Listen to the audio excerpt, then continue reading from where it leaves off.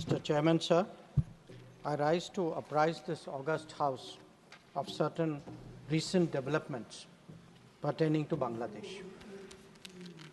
As honourable members are aware, India-Bangladesh relations have been exceptionally close for many decades over many governments. Concern about recent violence and instability there is shared across the political spectrum.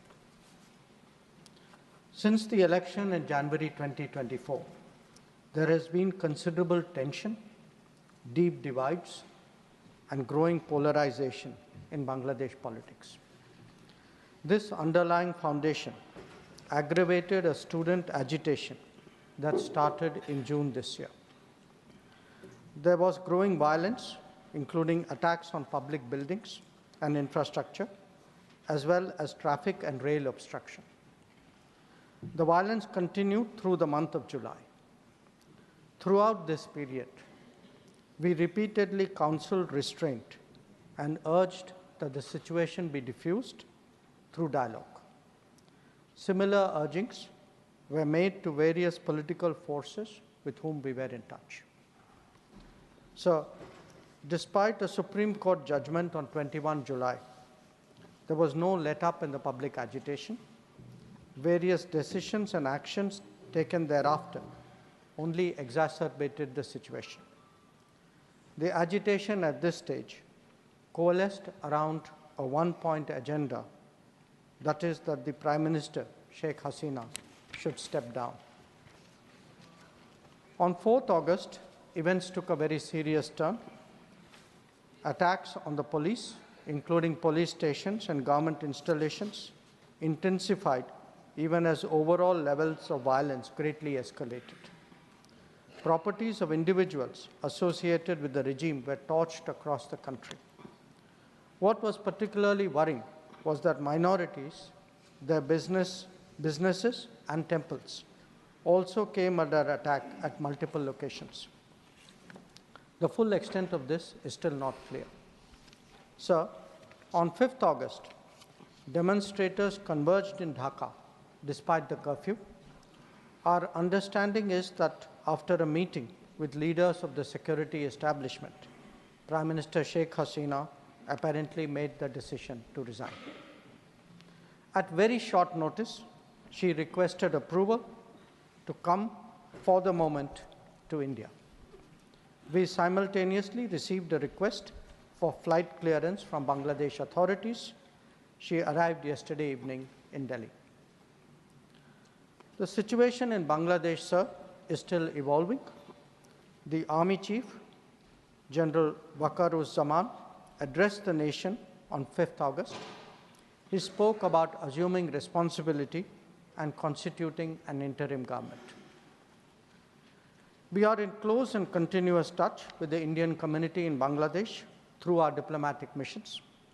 There are an estimated 19,000 Indian nationals there, of which about 9,000 are students. The bulk of the students, however, have already returned to India in the month of July on the advice of the High Commission.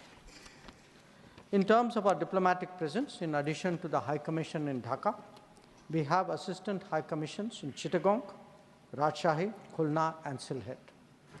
It is our expectation that the host government will provide the required security protection for these establishments. We look forward to their normal functioning once the situation stabilizes. Chairman, sir, we are also monitoring the situation with regard to the status of minorities. There are reports of initiatives by various groups and organizations to ensure their protection and well-being. We welcome that, but will naturally remain deeply concerned till law and order is visibly restored. Our border guarding forces have also been instructed to be exceptionally alert in view of this complex situation. In the last 24 hours, we have also been in regular touch with the authorities in Dhaka. This is the situation as of now. I seek the understanding and support of the House in regard to sensitive issues regarding an important neighbor on which there has always been strong national consensus. Thank you. Debate resumes. Shri Deepak Prakash. Shri Deepak Prakash. No. Shri Deepak, please. Nothing positive. Everyone has positive. Please don't exploit it. Please. Shri Deepak Prakash. Shri Deepak Prakash. Shri Anil, nothing is going on record. Shri Anil Sukhdev Rao Bonde. What is this? Please understand this. I'm shocked. सभापति महोदय, सभापति महोदय, मैं आपका धन्यवाद व्यक्त करना चाहता हूं कि आज